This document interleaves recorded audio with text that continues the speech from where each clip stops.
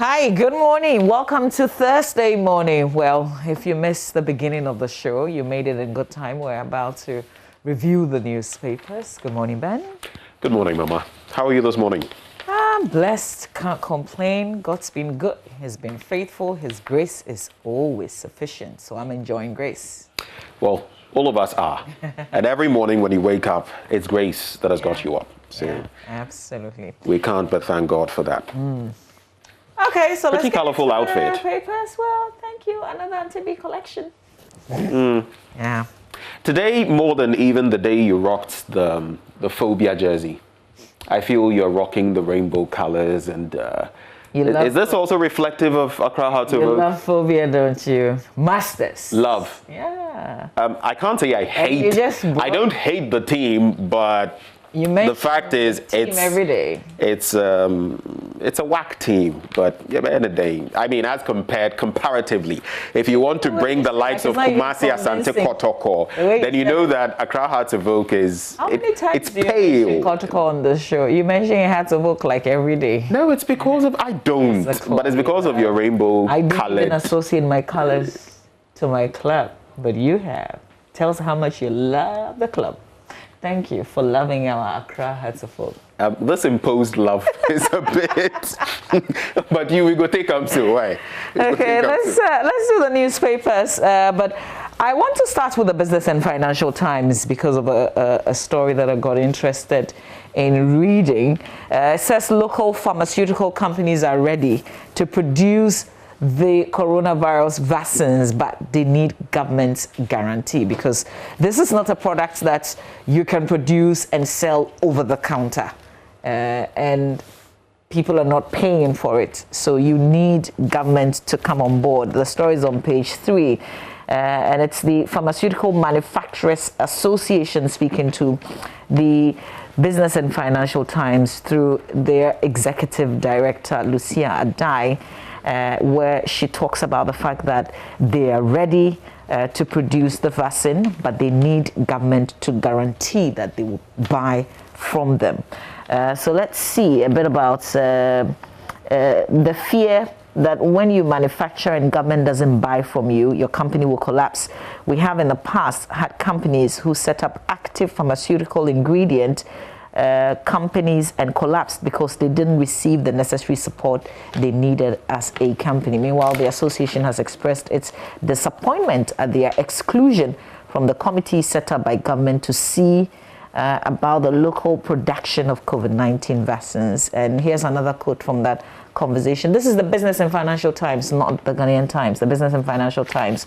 She says, let me state that the association is a little disappointed that a committee that was formed did not invite us. We have been informed that a committee has been set up and we're finding out what the committee is made up of and who is going to be called and all of that from the public. But currently we have not received any information about the committee. We have not been invited to any briefing. In the setup, we are not even included, which we don't think is appropriate because if we're going to do implementation, if you're serious about vaccine implementation, then the people who are going to manufacture should be engaged to know whether they are interested or not, to know whether they are ready or not, to know whether they have the infrastructure or not. So it is something that we would still want to go ahead and engage with government on. So we see what can be done for us, and that's a quote. The manufacturing, the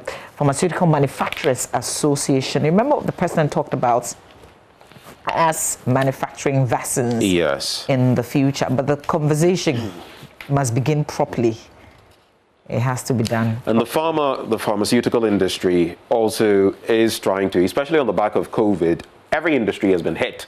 Though in these times there have been, some specific companies that have made gains. In fact, some of the world's billionaires have made a ton of money on the back of COVID.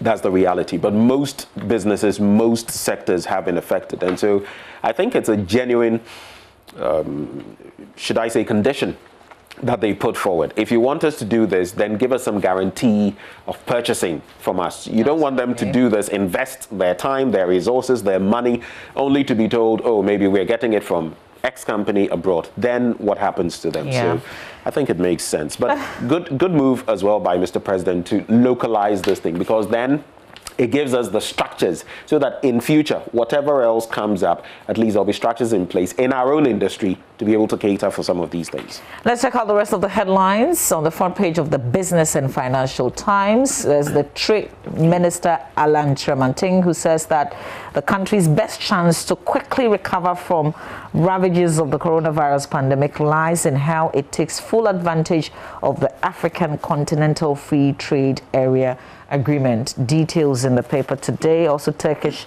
Spanish envoys seek partnership to grow tourism sector.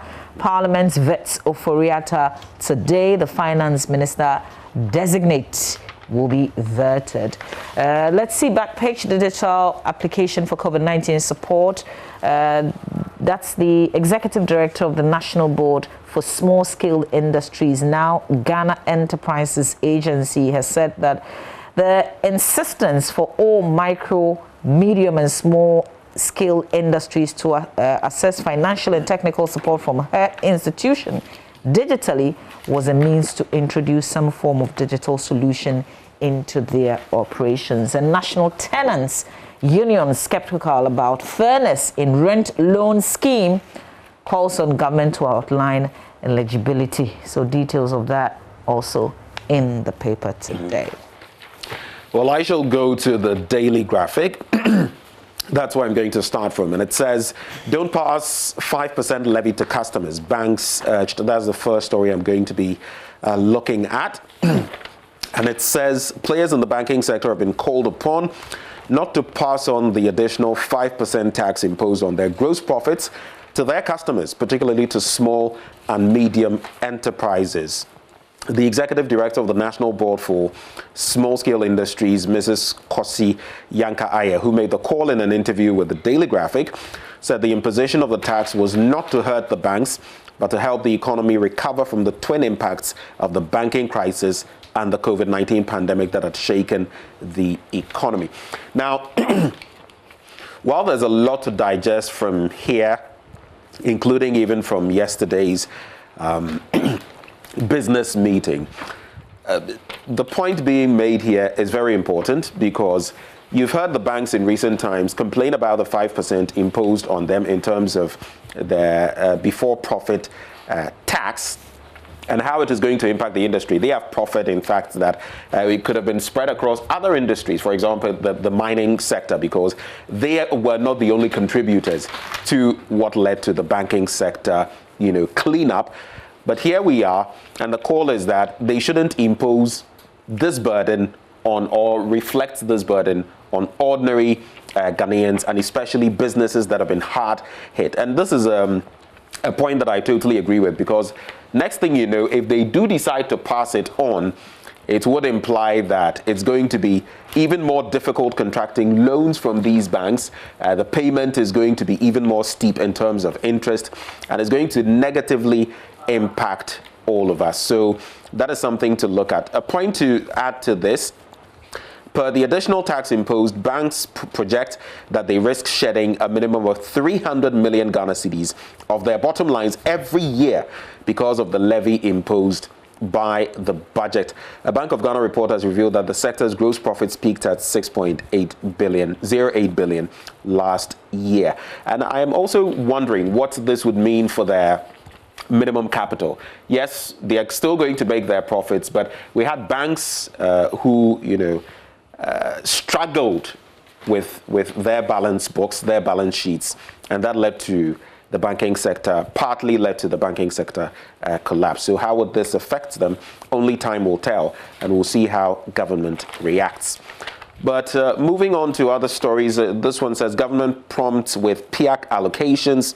That's according to Mr. President. That's on page 16.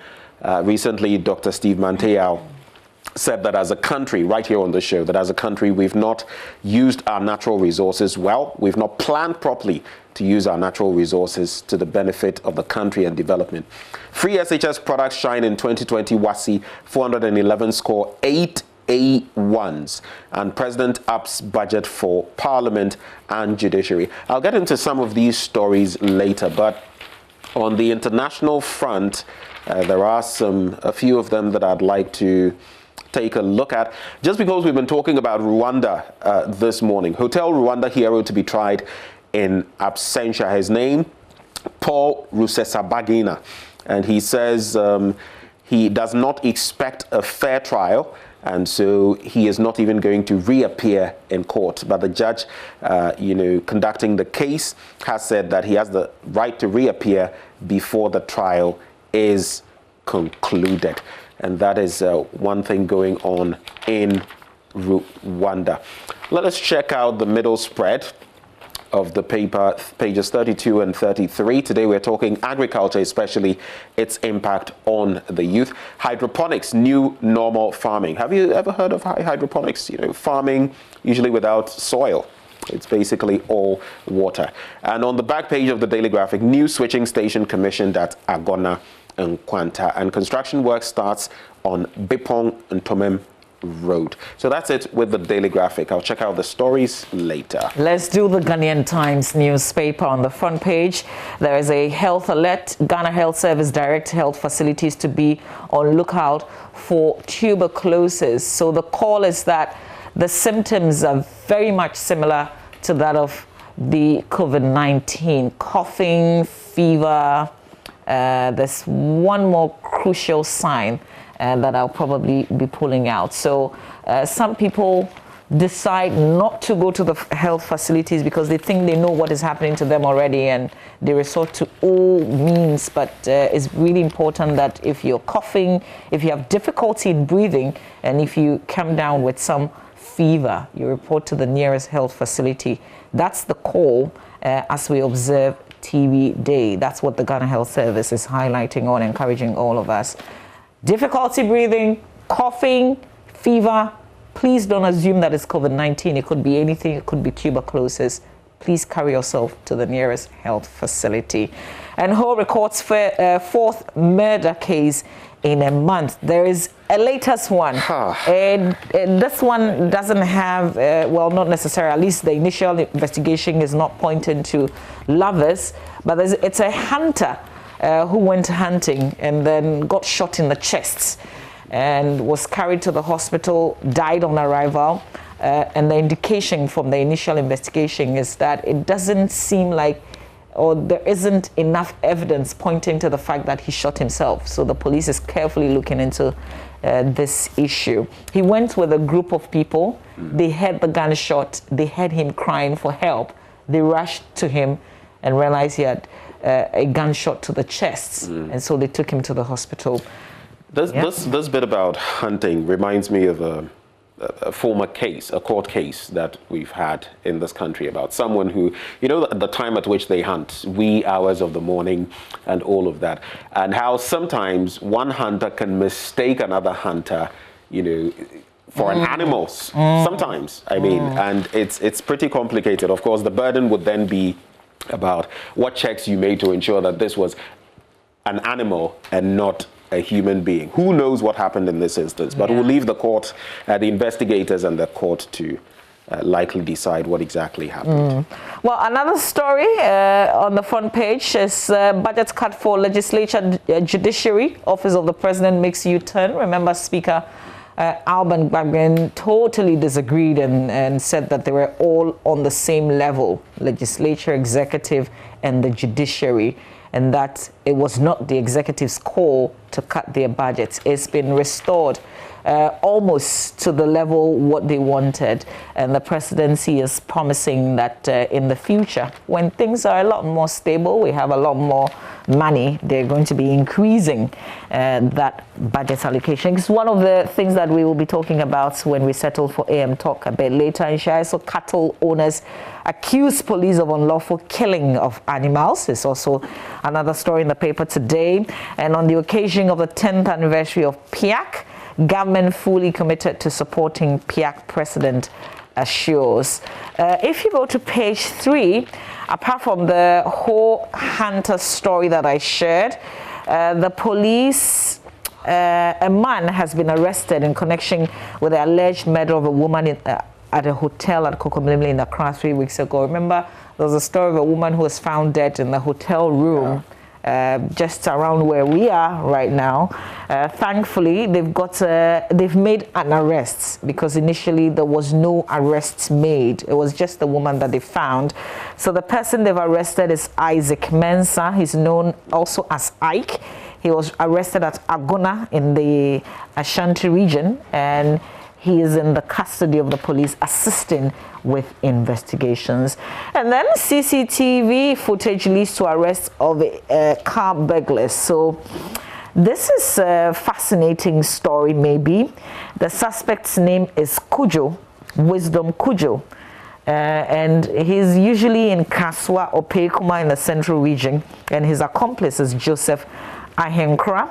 He's been driving Kujo on his rounds for the operations. And according to the story, he operates around 6 p.m., between 6 and 9 p.m. So he would usually go to restaurants, supermarkets around Osu, cantonments, sometimes Dakuman, areas apart from Kaswa. And he would just, it looks like he's got expertise in getting into people's vehicles, especially when you've left valuables. So he would usually take phones, if you have cash, if you have laptops, anything that's valuable. And so CCTV camera caught him doing in this act in Osu. And the police say that it is interesting because he has a similar case pending in a second court, and he's been granted bail, and he's been caught in this action. So police is bringing this story out and also saying, check this guy out. If you've parked in Osu, cantonments, anywhere in Accra, and your items have been taken, somebody broke into your vehicle, report to us, because it could be this gentleman that you see on your screen. Not the police officer up there, but the gentleman down there. His name is Kujo. That's the suspect. Interestingly, as talk about him, was on practically everybody's tongue, I had someone actually tell me, oh, this friend of mine got robbed in a similar incident. It could be this guy. It could be, yeah. It could be. It could be. It also may not be, but... Yeah. So just go to the police. Finally nabbed. Go to the police. You never know. Maybe the details that you would share would lead them to either pinning it on him or finding somebody else who could be. Sometimes when these things happen to us, I think most of us usually would not report, because we say, police girl, what would they do? Yeah. But sometimes you must test the system. Yeah. And you must speak up. And speaking of speaking up, one thing that stands out for me in this entire banter between the legislature and maybe the executive is the fact that sometimes you must not let sleeping dogs lie. Sometimes you must rustle, things a bit, shake things a bit. If the speaker hadn't spoken up, yeah, I'm sure we would have gone with the numbers, the budget, and everything, and everyone would have been sitting down. But he shakes the kettle a bit, and now somehow we've been able to up the figures. And the judiciary was more like, well, let me be standoffish. I'm not really going to contribute to it. They find themselves in a very tricky spot, but they're also going to benefit from this. So sometimes you must actually speak up, and that's me. I'm a bit quiet on certain things, but when I do have to speak up, I don't bottle it up. Listen, I speak up. This is also because we have the kind of speaker that we have. We have the kind of system that we have in place in this 8 parliaments, where we don't have a speaker coming from the majority side. So he can speak. I can almost bet my bottom but dollar. Imagine if we had if it had been a speaker from the current administration, this probably would have just been swept under the carpet. So we should appreciate the kind of system that we have as well. And also the fact that the speaker spoke also on behalf of the judiciary. Of course, like you said, we haven't heard them talk about the budgetary allocation. Well, let's take a look at the business finder now. Oil revenues applied judiciously. That's what Mr. President has been saying at PIAC's 10th anniversary. And he has reiterated this government's unflinching commitment to ensuring that revenue accruing from the country's petroleum resources are managed efficiently for the benefit of all Ghanaians. What that we had a system, PIAC and all, the NG, RC and all, but what that we had a system that could actually track a lot. Yesterday we were talking about that independent group that has come out with this tracker app. Maybe we can get more from them with regard to how much better we could be faring in terms of applying oil revenue. And that even feeds into another story that I'll be getting into later, when it talks about just how much we have been losing. So Ghana's exports dipped by 9.2%. That's on page 6 of the Business Finder. And it says the country's commodity price movements in the first 2 months of 2021 adversely impacted the trade balance, bringing total exports down by 9.2 per year on year to $2.5 billion. Now, the drop was driven mainly by a 25.8% year-on-year decline in crude oil exports due to lower volumes, 12.2% decline in cocoa bean exports due to lower volumes and prices, and 5.6% decline in gold exports. And these are the cash cows of the country. You're talking about oil revenues now, our black gold. You're talking about gold resources. You're also talking about our cocoa resources. So as they dip, maybe we ought to be asking ourselves more how judiciously we're handling our natural resources. Ken Ofori-Atta is set to be vetted today. That's on page 7 of the paper. Then there's also this story that I wanted to briefly take a look at. Chamber of Mines rescues Mamobi General Hospital, and this is a hospital I am very familiar with. Inhabitants of Ayawaso North Municipality and beyond will now receive improved health services from the Mamobi General Hospital thanks to timely support from the Ghana Chamber of Mines. The Chamber on Tuesday donated and had installed at the hospital a 100 kVA generator set valued at 147,000 Ghana cedis. Why do I bring this up? There have been instances where in that general hospital, you would hear that they are even operating on someone and the light goes off. And there have been incidents where people have, gone into critical, very critical situations. So this is something that ought to be lauded. And I think that is good corporate social responsibility. Let's dig into the Daily Dispatch newspaper. Unibank UT cases in court. Parliament can't intervene. NPP MP, but NDC MP disagrees. So you probably have heard about the petition to Parliament and the decision by the Speaker or the House to form a 7-member committee to look into the matters presented. But of course, initially there were disagreements. I heard one of the MPs say that these are regulators. What they use in their operations are laws passed by Parliament. That's our job. If the regulator does its work and somebody is dissatisfied, the place to go is courts and not to petition Parliament again. But we know where we are with it. Is the fact that the Speaker has accommodated it. At least they're forming a committee, or they formed a committee, and leadership of both sides have up to March 31st to present names of MPs to be part of the bipartisan committee. So the petition essentially is to investigate the conduct of the Bank of Ghana and the Ghana Stock Exchange for revoking the license of UT Bank as well as Unibank and delisting them from the country's stock exchange. It also seeks to restore the licenses of these banks, but also remember that they've been battling these issues out in court. So it will be interesting to see the outcome of the committee's work. Basically, that's what I want to highlight. They also talk about census due soon. Please be counted. Yeah. That's it for the Daily Dispatch. So maybe the very brief stories from the Daily Statesman. Most of the stories we've already seen in the other headlines, but on page 3, they have NPP to start fresh registration of members. And they are hoping to register their members in all 38,000 polling stations of the country. And they say it is part of the party's restructuring and reorganization efforts. When you turn to page 11, some showbiz news there. And Fast and Furious, Vin Diesel's 10-year-old son to feature in 9th chapter. Talk of celebrities getting their progeny to follow after them. And there's a picture there actually of Vin Diesel and his son, Vincent St. Clair. So that's it for this paper. My last paper, the Daily Guide. Bawumia denies posters. He wants everybody to do as he said in that statement. He's focusing on carrying out the agenda of the president. And so all those who are issuing the posters and doing those things that he has not agreed to is without his consent should also be concentrating on that he tells us he's not agreed to. Yes. That he tells us he's not agreed to. What do you mean? No, I mean that we are being told that he's not agreed to. Yes. Right. That's what the statement says. Right. Yeah.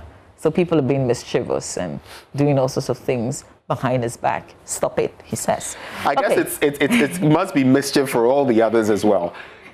All the others that I've seen come through, from Alan to the vice president to all the others. It must be other mischievous characters doing this. Well, for now, we know about the vice president's statement. At least he has come out to say something. NDC's Devil's Den, Alote kicks back. It's been very dramatic. First, he's saying that he had, they suspended him. He said, okay, I have left. I support the president and the vice president, even though I am not NPP. And then the party comes to say, we've sacked you.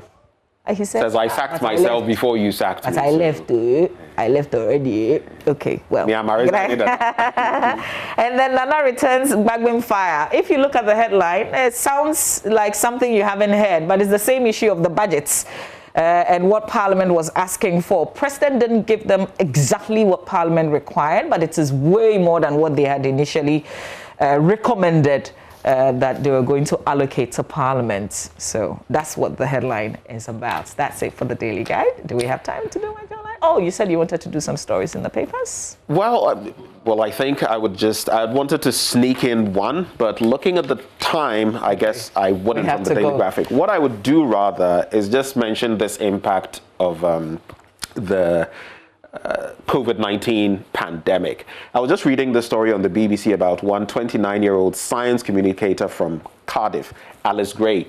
And this last line she talks about the fact that she's a loner already, but COVID coming and the lockdown last March just drove the nail in the coffin. I hadn't been hugged in months, and I was really craving a human touch and companionship. You should just check out that story about COVID-like loneliness. I craved human touch after months of no hugs. Sometimes it's so emotional. We have to appreciate our kind of society.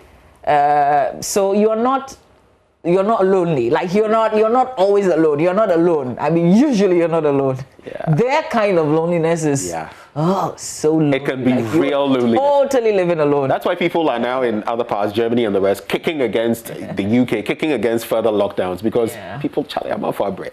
Anyway. We have a birthday dedication. This is a must. It's a happy birthday to Professor Margaret Japong, Director of the Institute of Health Research, University of Health and Allied Sciences in Hope. Well, it can only be coming from your dear husband and your friends here on the AM show. So happy birthday to you, Professor Margaret Japong. Enjoy your birthday today. I want to say good morning to my friend at the Komfanochi Teaching Hospital. It's been like forever, Dr. Ajimain at Kath Komfanochi Teaching Hospital. I hope you're doing great. All right, this is where we have to end. We've ended the review. We encourage you to visit myjoyonline.com. We've got plenty of stories there for you. And we also encourage you to go to the newspaper stands and buy the papers. We've given you highlights. You can read details of the stories as well. We've got AM Talk coming up right after sports. Stay with us.